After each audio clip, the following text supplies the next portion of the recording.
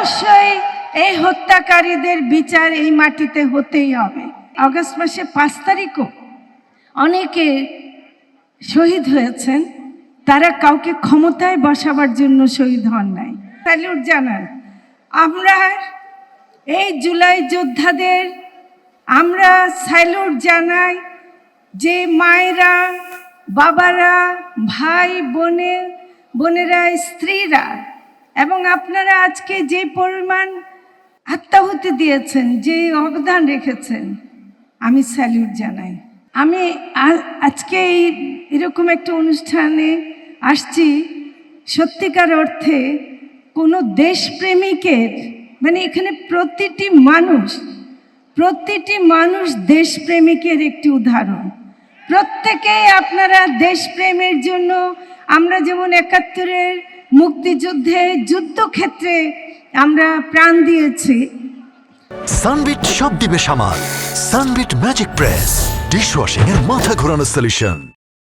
আমরা সবখানে সারা পৃথিবীতে, প্যালেস্টাইন এবং নানা দেশে আমরা দেখি যে স্বাধীনতা সংগ্রামে যেভাবে প্রাণ দেয়, আপনারা এই ঢাকার শহরে, জেলা শহরে, সব জায়গায় প্রাণ দিয়েছেন। এবং কারা প্রাণ দিয়েছে, যারা আহত হয়েছে তাদের কিন্তু, যারা শহীদ হয়েছে খুব পার্থক্য নাই, একটু হলে তারা কিন্তু, তারাও শহীদের তালিকায় চলে যেত, কোনোভাবে বেঁচে গেছে। সেজন্য বলছি যে আহত বলে সে যে খুব একটা এখন ভালো আছে তা তো না। আমি আসার পরে কয়েকজন যারা আমার কাছে এগিয়ে এসছেন আহতরা, কারো পেট কাটা, সেলাই দেখাচ্ছে, কারো পায়ে এখনো নাকি গুলি আছে, কেউ এখনো বলছে মাথায় গুলি আছে, চোখের ভিতর গুলি আছে। আপনারা কি আসলেই বেঁচে আছেন? আমরা কি আসলেই বেঁচে আছি?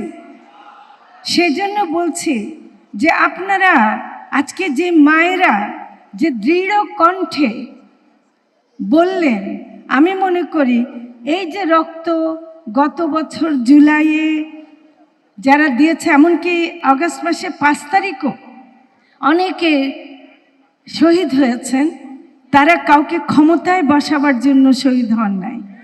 আমরা কেউ ক্ষমতায় বসি নাই। আমরা কেবল একটু দায়িত্ব নিয়েছি সাময়িকভাবে, আমাদের কিছু দায়িত্ব পালনের জন্য। তার মধ্যে একটি দায়িত্ব অবশ্যই বিচার করা। অবশ্যই এই হত্যাকারীদের বিচার এই মাটিতে হতেই হবে। এটা আমি আপনাদের সাথে আমরা এটা কণ্ঠ মেলাচ্ছি। আমি আমাদের উপদেষ্টা মণ্ডলীর আরও 2 জন এখানে আছেন, জনাব তৌহিদ হোসেন আছেন, শারমিন এস মুর্শিদ আছেন, আমরা অন্যান্য সকল উপদেষ্টারা একটা বিষয়ে সবাই একমত, সেটা হলো বিচার অবশ্যই হতে হবে। যে কোনো কারণে যদি দেরিও হয়, কিন্তু বিচার হবেই। আপনারা এই বিষয়ে আমাদের উপর আস্থা রাখতে পারেন।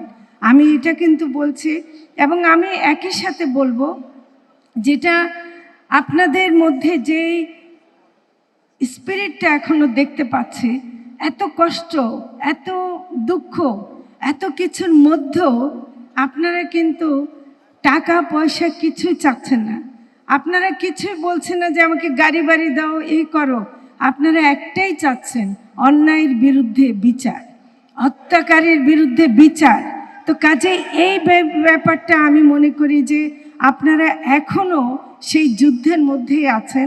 অনুরোধ করব যে দেশ এখনো সেভাবে পূর্ণভাবে আমরা সব কিছু গুছাতে পারিনি। সব কিছু গুছানো সম্ভব না, 1 বছরের মধ্যে সব সম্ভব হয়নি। আমরা কেউ এখনো রাজপথ ছাড়ব না। আপনারা নিশ্চয়ই থাকবেন, আমরা আপনাদের সাথে থাকব।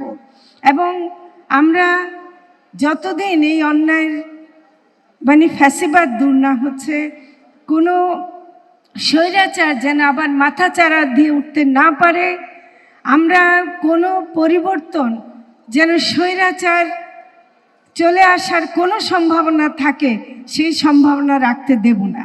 এটা আমরা প্রতিজ্ঞা করছি।